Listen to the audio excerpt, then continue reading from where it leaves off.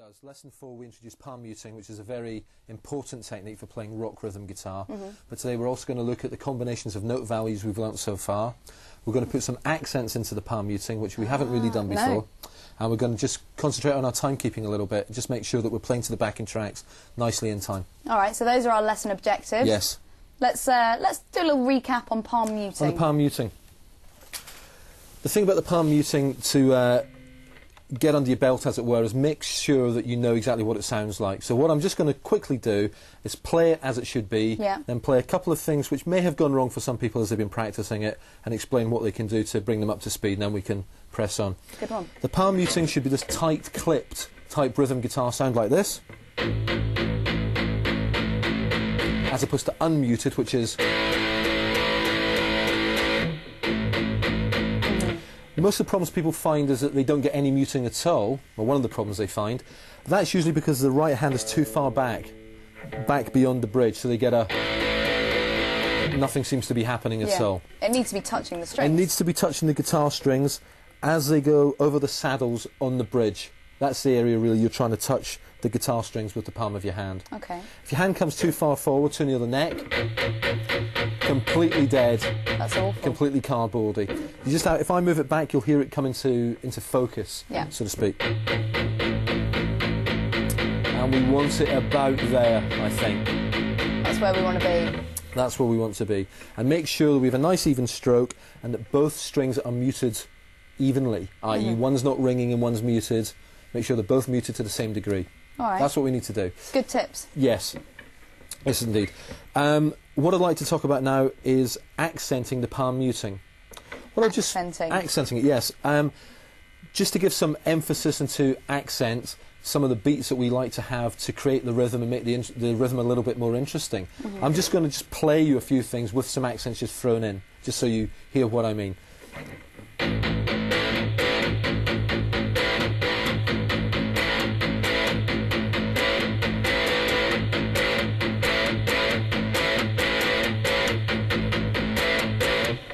Okay. I heard them. It's when they were just that slightly bit more prominent.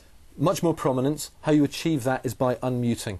Ah, right. Unmuting, which is something we've spoken about again in lesson 4, but this is slightly different because of the way we read it and the way it's written on the page. So the accents, we're trying to emphasise a certain element of the rhythm to bring that part out, and we're chugging along on eighth notes. So eighth notes only, with accents marked above the eighth notes that are required to be accented. So if we have a nice little look at exercise 1 here, for example, we have to be ever so careful when we're reading this. The rhythm itself looks very straightforward. It's just all eighth notes. All eighth notes, nothing else to worry about at all. Nice and simple. However, the accents are written above some of the notes. The accents are the little triangular markings. The little upside down V's. There's one there. That's right. One almost in the middle of that bar. And then 2 more in the second bar. And in musical notation, any time we want something accented or stressed, that's how an accent would be written. Okay, and it's wherever it's placed above the note, that is the note that is accented. That's the beat or the note that you're trying to accent. So in the case of rock rhythm guitar playing, we're playing eighth notes there, and we're working on the assumption that they're all muted unless there's an accent. So when I say you have to be careful when you're counting it, that's because you have to look very carefully at which notes truly are accented. And you can be careful if you're not really paying attention, just to see that the first accent there is actually above beat 1. Yeah. The very first hit on our guitar in exercise 1 is unmuted. And then the second one above beat 3. Oh no! Aha! You see? Tricky. It's above the and of 2. So that's 1 and 2 and then 3 and 4 and are muted. Right. Okay. Bar 2 is exactly the same as bar 1, so we just got a repeating phrase, 2-bar phrase. So yes, it's 1 and 2 and. So we've got 1 and 2 and 3 and 4 and 1 and 2 and 3 and 4 and. Okay. That's where the accents will come.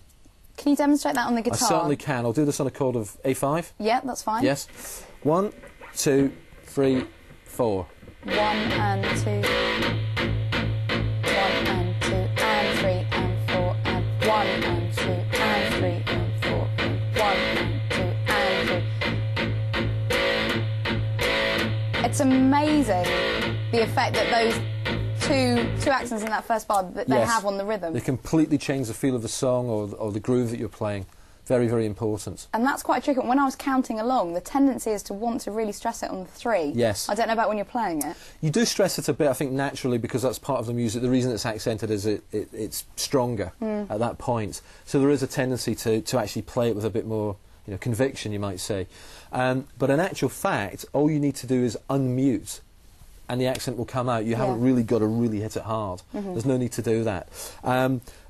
I'd like to speak about the technique required to do that. We did speak along similar lines in lesson 4, where we were playing notes which were longer than 8th notes that we have to let go. But similarly here, it's the same technique, but because it's all 8th notes, we're letting go and then putting our hand back much quicker. Yeah. And that's what's tricky about it. So you've only got an 8th note in duration to hit unmuted and get your hand back on the guitar. So you've got this movement in and out of the guitar, not letting your arm move too much, not letting your hand have this huge exaggerated motion, but literally just lifting your hand far enough off the string as that it's not touching. That's all we've got to do. Right. Again, if I play that exercise and we just watch how my right hand comes off from the guitar strings, it's simply 1, 2, 3, 4.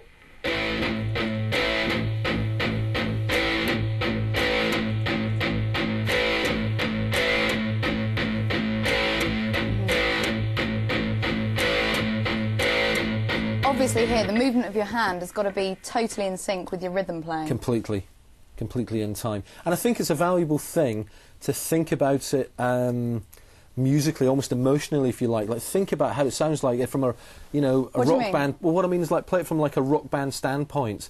Don't just, obviously you've got to follow the music to understand what the exercise is asking you to do, but try and get into it a bit and think about how you like rock music and how it's accented, and play it with a bit of feeling. That's what I mean, rather than just being completely obsessed with, is my hand moving right, is it, you know, just try and think, where are the accents, ba bum bum ba bum bum, you know, maybe memorise one of the exercises and then just try and play it how you feel it. Obviously checking that it is the correct exercise with the accents in the correct place, obviously. Well, talking of exercises and playing, obviously it's a good thing to play along with music. Of course it is, yes. So I've got the extractor here. Yes.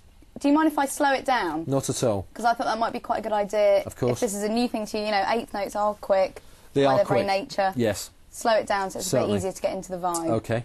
All right, so we'll play exercise 1. We're doing it at the moment at 60 BPM. Okay, fine. And then get used to that and maybe take it up a notch. Maybe speed it up a little bit. Yeah, of course. Nice okay, one. Fine. Okay, so this is just A5.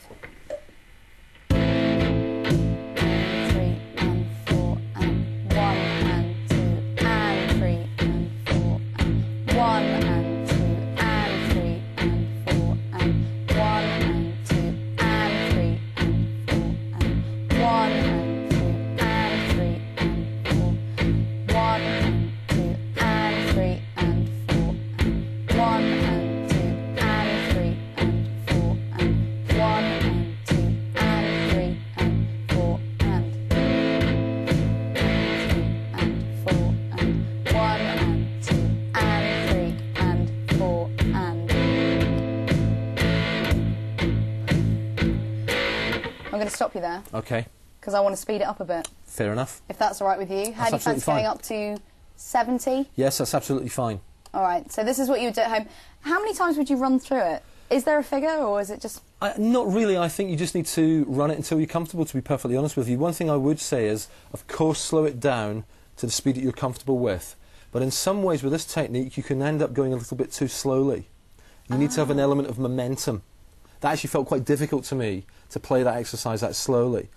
Because you need, sometimes with music, if it's pushing you along a bit more, you know, your technique falls more into place. Not ridiculously fast, clearly, but, you know, find a happy medium and see if you can play it maybe 70 and then start working your way up from that. Okay. You know, I think that's a useful thing to do, definitely.